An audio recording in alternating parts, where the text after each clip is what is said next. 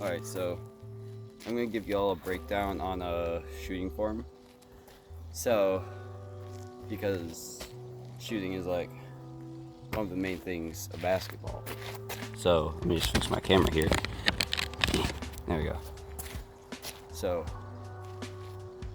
sorry if my voice sounds a little bad right now. But anyways, one of the most important aspects of shooting form is your feet, because that's where you get all the power from. So you want to make sure your feet are about hip width apart or so, so you're not like crazy wide or like crazy narrow, hip width apart. And make sure you're really bending your knees. If you can't get power, the more you bend your legs, the more power you're going to have. So I don't need to bend my legs that much to shoot, but you bend your legs. It's one of the most important aspects of your shooting form. So make sure that you don't sit like, make sure you want to jump when you shoot. You don't want your feet to be completely planted on the ground. You want to jump, at least even a little bit.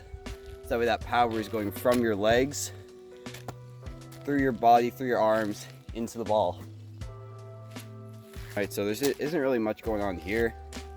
Your shoulders, your elbows, your wrists, and hand placement are really what are important.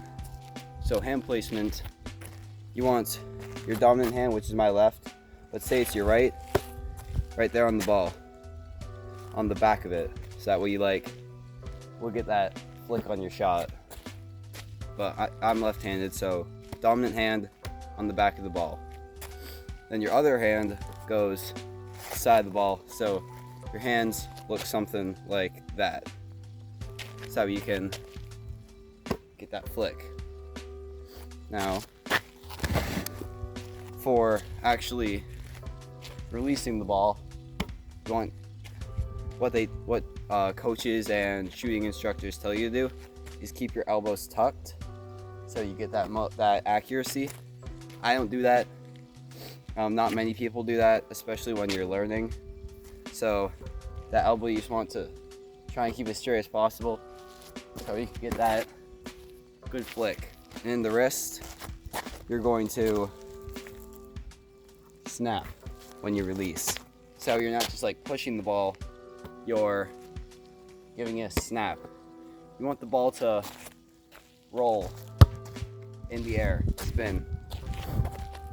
This hand, your non-dominant hand, is used for like stabilizing it, so that way it doesn't like go all over the place.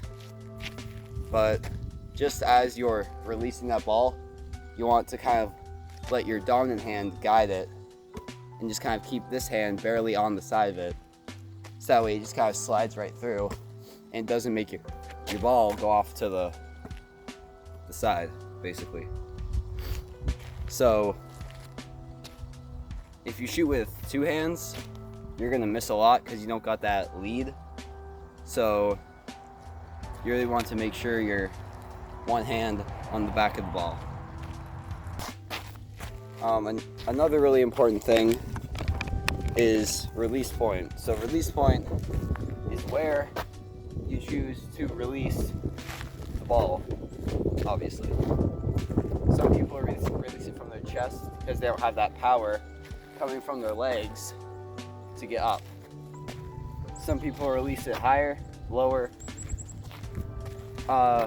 Good placement is about here at your face. I don't do that, but it's what helps you shoot. I shoot a little more up here, but you kind of want your shot to be like that. So, and then when you put all those shooting tips together, a good jump shot should look something like that. The wrists, the elbows, the legs, shot placement will all come together and look something like that. I don't really know if this helps anyone. I just thought it might be helpful. So, till next time.